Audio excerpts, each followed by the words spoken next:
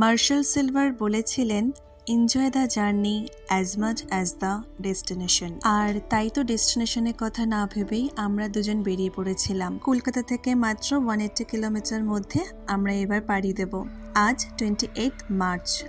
আমি আর সুমন দুলাগড় থেকে রওনা দিলাম। আমি কথা দিচ্ছি আপনাদের যে আমার মতো কিন্তু আপনাদের এই সুন্দর ওয়েদার কিন্তু মুগ্ধ করবে।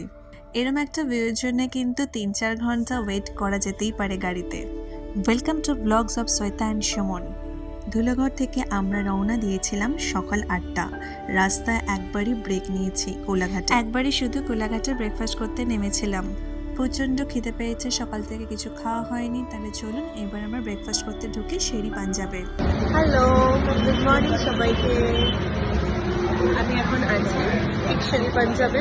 খুব বৃষ্টি পড়ছে বাইরে, দেখুন খুব বৃষ্টি পড়ছে। আজকে আমরা যাচ্ছি তাজপুর উইকেন্ডস কাটাতে।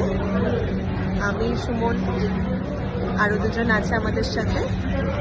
তো চলুন সারাদিন কী করবো কি না করবো সব কিছু আপনাদের সাথে শেয়ার করবো। আর এখন শেরি পাঞ্জাবে কেমন এক্সপিরিয়েন্স আপনাদের আমি দেখাবো। আমরা যখন এসেছি শেরি পাঞ্জাবে তখন অলরেডি সব সিট বুক ছিল, সব সিটেই কিন্তু ভর্তি ছিল। আমাদের কিছুক্ষণ ওয়েট করতে হয়েছে, তারপর আমরা আমাদের টেবিল পেয়েছি। আমরা যেহেতু 4 জন ছিলাম তাই জন্য ছোটো টেবিলেই হয়ে যেত, কিন্তু এখানে 8 জনের মতো টেবিলেই আমাদের বসতে দিয়েছে।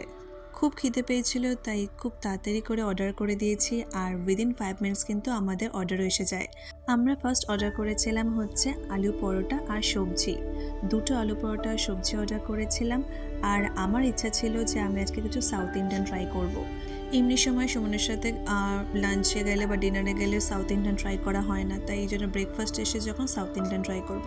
তো ইডলি নিয়ে নিয়েছি উইথ আপনার সবজি মানে সাম্বার অ্যান্ড চাটনি, আর একটা নিয়ে নিয়েছি হচ্ছে ধোসা উইথ চাটনি অ্যান্ড সাম্বার। আর ধোসাটা কিন্তু মশলা ধোসা ছিল, তো আমার ফেভারিট ধোসা উইথ নারকেলের চাটনি। আর সবশেষে হচ্ছে 1 কাপ চা। উফ, জমে গেছে একদম। শেরি পাঞ্জাবে এটা আমার ফার্স্ট ভিজিট নয়, আমি আগেও অনেকবারই ভিজিট করেছি।